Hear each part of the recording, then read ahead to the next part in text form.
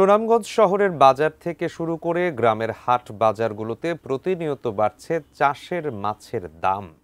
সেই সাথে জেলার বাজারগুলোতে দেখা দিয়েছে তীব্র মাছের সংকট। এ বিষয়ে বিস্তারিত জানাতে সুনামগঞ্জের ওয়েজখালী মাছের বাজার থেকে সরাসরি যুক্ত হচ্ছেন প্রতিনিধি মেহেদি হাসান।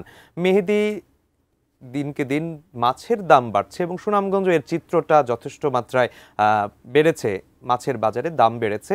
এই সুনামগঞ্জের আসলে চিত্রটা কেমন আপনি আমাদেরকে জানাবেন এবং সেই সাথে মাছ চাষের সাথে যারা সরাসরি জড়িত তারা কি বলছেন?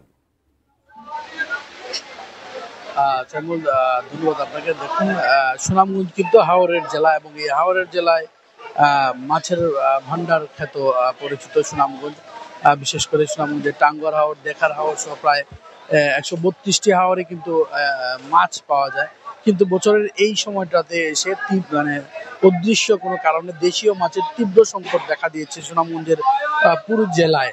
অর্থাৎ এখন এই যে সময়টা আছে, এই সময়টাতে কিন্তু বিল থেকেও অনেক মাছ আসে, কিন্তু বাজারে যদি আপনি আসেন, বাজারে কিন্তু এই দেশীয় মাছ পাওয়া যাচ্ছে না, বিলের মাছ পাওয়া যাচ্ছে না।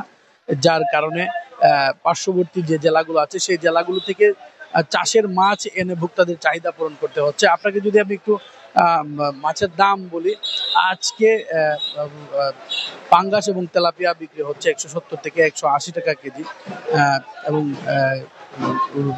কার্ফু এবং মির্কা বিক্রি করা হচ্ছে 180 থেকে 200 টাকা কেজি, ঘাস কাপ বিক্রি করা হচ্ছে 300 টাকা কেজি, রুই কাতলা বিক্রি করা হচ্ছে 350 টাকা কেজি। অর্থাৎ সবগুলো মাছই কিন্তু প্রায় 20 থেকে 30 টাকা কেজি বেশি করে বিক্রি করা হচ্ছে। মানে সব মিলিয়ে আসলে সুনামগঞ্জে দেশীয় মাছের সংকটের কারণে কিন্তু মাছের দাম বৃদ্ধি পেয়েছে। তো এই ছিল আমার কাছে সুনামগঞ্জের ওয়েজখালী বাজার থেকে মাছের সর্বশেষ তথ্য।